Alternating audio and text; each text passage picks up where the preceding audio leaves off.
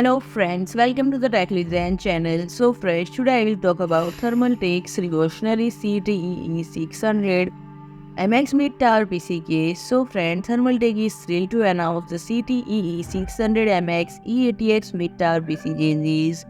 So friends, this cutting-edge mid-tower chassis marks a significant addition to the award-winning CTE series. The CTE E600 MX inherits Thermaltake's innovative CTE form factor as a dual-chamber mid-tower case, and this design concept strongly emphasizes delivering high-level thermal performance to critical chassis components. And the CTE E600 MX has a revolutionary three-way chip installation option and an interchangeable dual front panel designed for optimal flexibility and PC gaming build customization. So friend, the CTE E600 MX also includes a dual set of interchangeable front panels made of tempered glass and perforated metal mesh for seamless swapping. The tempered glass front panel provides an open stage for an RGB lighting so inside the chassis, and when combined with the TG side panel offers a panoramic view of all components arrangement.